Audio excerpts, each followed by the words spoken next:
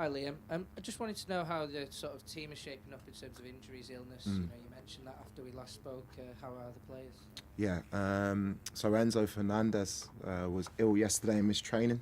There were signs of it during the game, and that goes to show the type of performance that he put in against Brentford. Fortunately, Esteval's been back in.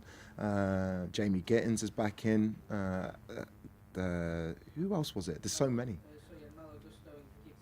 They're all involved. Gittins is back. Malo Gusto's back involved, which is great. Another outstanding player. There's a few coughs. Working really hard. Like I said, it's not just at this club. Many clubs at the moment at this time of year, you're going to get that, and it's about making sure the players are right for the game tomorrow. Kieran. Hi Liam.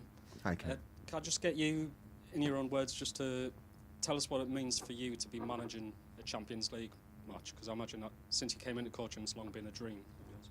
Yeah, I think your dream, as whether you're a player or a coach or a manager, is to be at the very top of the game. The Champions League is a signal of that. It's not about me. It's not about me or my ambitions. I'm proud to be here, like I've said before. My focus is on winning the game. My focus is on being successful here. So I'm preparing the game like we would for any game to make sure we put in the best performance to give us the best chance of winning the game. Gary. Hello again. Hi. You've been around football enough to know that this is the time of year where you have to field plenty of transfer questions, particularly when you're a Premier League head coach. There's a lot of talk linking you to Jeremy Jackie, obviously from the French League. You'll know him well.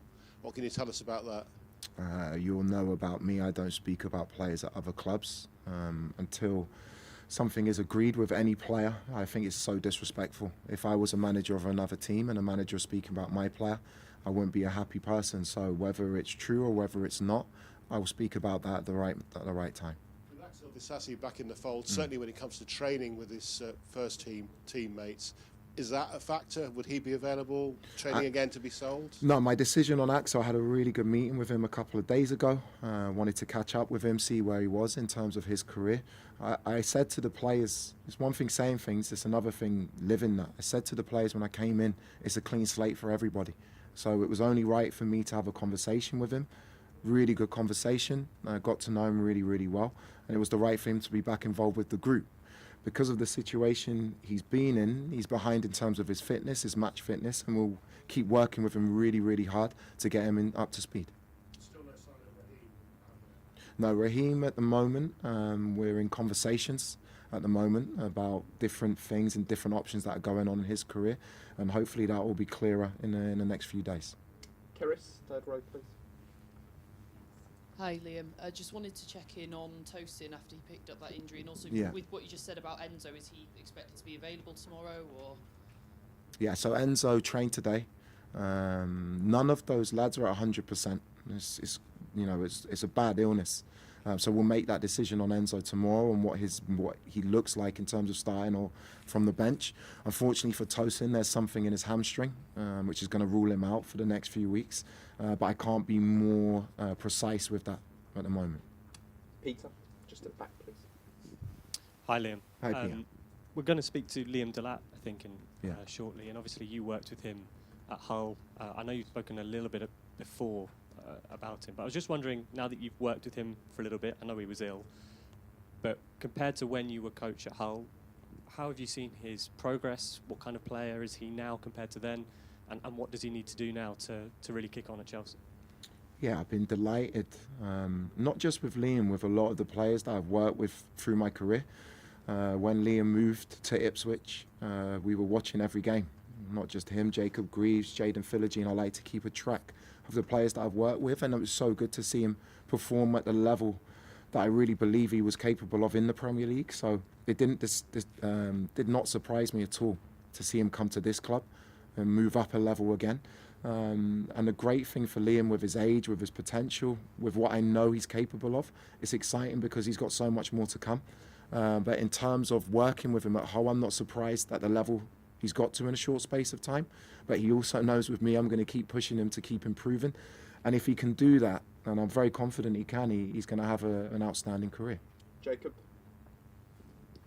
Hi Liam. I'm not sure if you've seen, there's been quite a lot of reports in Europe over the last few days talking about PSG, Real Madrid wanting Enzo Fernandez this summer. Obviously, he's already looked really important for you in your first few games, so just wonder what your reaction is to those suggestions. It means nothing to me. When you're a world-class player, an outstanding player, there's always going to be speculation that you can't control. What I've said about Enzo on record is the case. He's been outstanding in the time I've worked with him. And he's even surprised me in a good way in terms of what he did on Saturday to be ill. I know it was his birthday, but to be ill and cover the ground that he did, the way that he's trained and the way that he's performed. I'm speaking on the realities of the situation, which is he's a Chelsea player. He's very, very important to me. And I think we're going to have a really, really good, hopefully winning relationship moving forward in the short term and the long term. Dan, in the front here, please. Liam, how much of an advantage would it be to avoid playoff games in February, given you're coming in mid-season and you're literally just playing games, recovery, maybe 1 or 2 training sessions and then another game? Yeah, it would be optimal. It would be great, especially when you're a new manager coming in. You want those training days so you can imprint a little bit more. But the most important thing is getting through. That's what's important. So tomorrow we focus on the game. Paphos is not an easy game. They're still in a position where they can qualify. Analysing them, they have strengths in terms of the way Albert has put the team together that we have to be aware of, but we need to go out and perform really, really well and not think too much about how important it is to miss out games. The most important thing is qualifying. And one of those strengths, if he's fit, will be David Luiz. I wondered how much whether you'd played against him, because you're not much older than he is, and whether you come across him and what you think he's brought to the... David, over his career, has had an outstanding career. Obviously, he's had successful times at this club, and I'm sure he's working really, really hard to be fit to play in what would be a really important game for him. Analysing the last game, I think he came off. We don't know how serious that is, but I think for him, he would love to play in this game and perform really well in it. Rob, in the middle, please. Hi Liam. What do you think Enzo's best position in the team is from what you've seen? Because a few different Chelsea managers have tried him in a couple of different places. Is he next to Caicedo in midfield, or is he a more effective 10, do you think? I think Enzo, because he's got an extreme skill set, firstly, technically, he's outstanding. He covers a lot of ground. He's actually a very, very good athlete in terms of the way he can cover ground.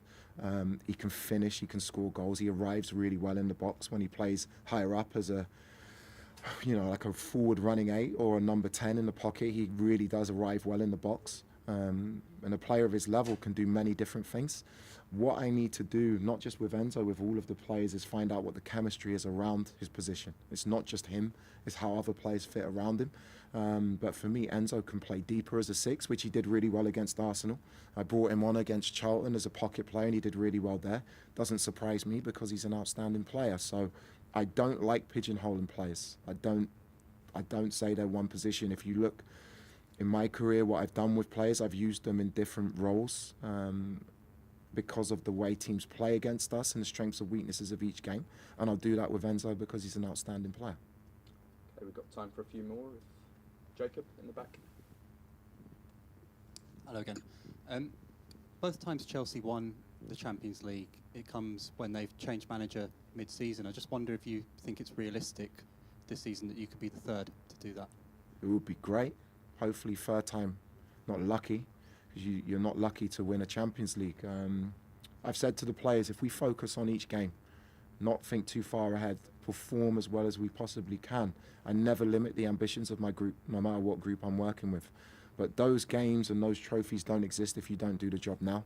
We have to focus on this game, and hopefully another 3 points puts us closer to that target. Peter? Hi again, Liam. We saw Mamadou Sarr win the African Cup of Nations on Sunday night. He's someone obviously that you know really well. Is he someone that you could see have a strong career back at Chelsea? Is that something even under consideration for this month? Obviously we've spoken about looking for another defender. Where does Mamadou fit into all of that? Yeah, firstly, congratulations to Mamadou. It's a huge honour to win a tournament. I watched the game. It was a crazy game. I thought he performed really, really well in it. It doesn't surprise me working with him. Again, he is someone at the moment who is not my player. I won't speak about players or their futures or what's to come, because I have a lot of respect for Strasbourg. I have a lot of respect for Gary O'Neill and what they're doing there. He's got an amazing potential. He's got an amazing career in front of him. But in terms of our plans in the future or now, I don't think it's the right time to speak about that. Okay. If there's no more questions, we'll end it there. Thanks, guys. Thank you.